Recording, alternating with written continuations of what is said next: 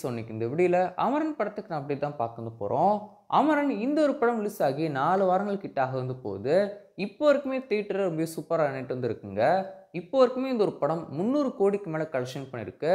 Book my ஷோல இந்த வருஷத்துக்கான ஹையஸ்ட் அதிகமான டிக்கெட் புக் பண்ண ஒரு படமா இந்த ஒரு அமரன் திரைப்படம் தான் இருக்கும் செய்து.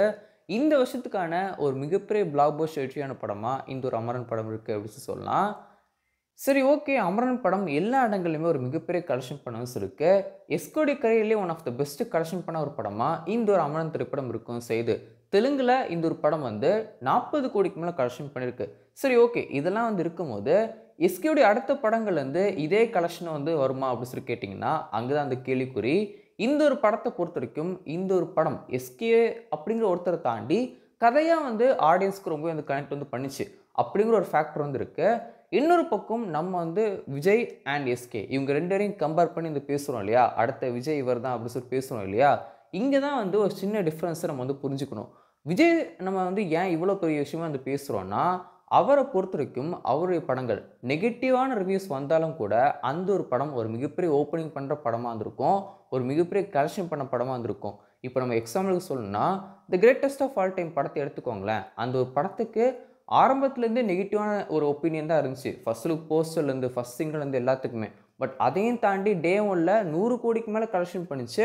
அண்ட் எண்ட்லையுமே கிட்டத்தட்ட 460 கோடிக்கு மேலே கலெக்ஷன் பண்ணிச்சு. ஸோ இங்கே தான் நம்ம டிஃப்ரென்ஸை புரிஞ்சுக்க முடியும். என்னதான் இவர் படங்கள் பெரிய அளவில் நெகட்டிவான ரிவ்யூஸ் வந்தாலும் கூட அந்த ஒரு படம் ப்ரொடியூசருக்கு ஒரு மிகப்பெரிய ப்ராஃபிட்டபிளான ஃபிலிமாகவும் அந்த வருஷத்துக்கான ஒரு மிகப்பெரிய கலெக்ஷன் பண்ண ஒரு படமாகவும் இருக்கும் செய்யுது. ஸோ இங்கே தான் மற்ற ஹீரோஸ்க்கும் விஜய் அப்படிங்கிற ஒருத்தருக்கும் டிஃப்ரென்ஸாக இருக்கும் செய்யுது அப்படின்னு சொல்லலாம்.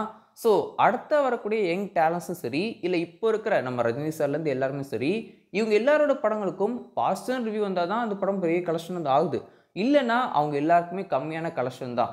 இப்போ இந்த வருஷம் ரிலீஸ் ஆன படங்களே எடுத்து பாருங்களேன், அதே மாதிரி தான் இருக்கும் செய்யுது. சரி, ஓகே. இதெல்லாம் ஒரு பக்கம் இருக்கட்டும்.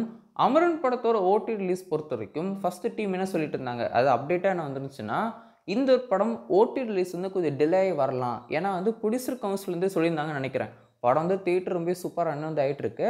ஸோ நீங்கள் கொஞ்சம் படத்தை தள்ளி ரிலீஸ் பண்ணுங்கள், கொஞ்சம் லேட்டாக ஓடி ரிலீஸும் பண்ணுங்கள் அப்படின்னு சொல்லிட்டு ப்ரொடியூசர் கவுன்சில் ஒரு சின்ன ரிக்வஸ்ட் வச்சுருந்தாங்க அப்படின்னு நினைக்கிறேன்.